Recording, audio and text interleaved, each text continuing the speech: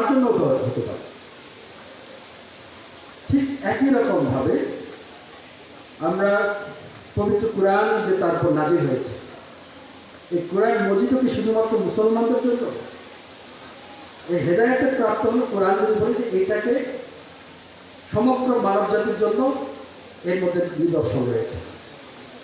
আমি আসলে আজকে পবিত্র ঈদে মিলাদুন্নবী মিলাদুন্নবী সাল্লাল্লাহু আলাইহি ওয়াসাল্লাম উপলক্ষে আয়োজিত আজকে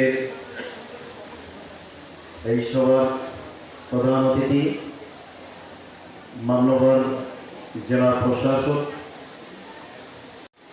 ভালো ড্রাইভার হন না কেন, চালক হন না কেন, কিন্তু অপর দিক থেকে যারা চালাবেন, যারা ড্রাইভ করবেন, যে গাড়িটা পরিচালনা করবেন রাস্তায়, সভাপতি মহোদয়ের সমাপনী বক্তব্য।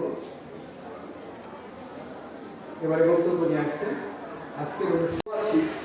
এই ধারণা থেকে যদি আমরা খুব আশায় থাকি তাহলে একটা ঝুঁকি থেকে যায়। তার সমস্ত সুন্নাহ এবং হাদিসগুলো আমার জানা আছে, আমি আমার জীবনে প্র্যাকটিস করছি না, লাভ আছে। কথা বলার সাথে আসলে যতটা বলার প্রয়োজন তার থেকে সেটা হলো অনুষ্ঠানের আহ্বায়ক প্রফেসর নাসিরুল ইসলাম বিশ্বাস,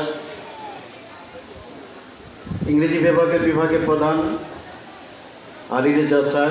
দ্বিতীয় স্থান অধিকার করেছে জান্নাতুল নাহার জান্নাত, সে দ্বাদশ শ্রেণীর শিক্ষার্থী। দ্বিতীয় স্থান অধিকার করেছে প্রিয়া খাতুন, ইসলামী শিক্ষা বিভাগ, ওনার চতুর্থ বর্ষ।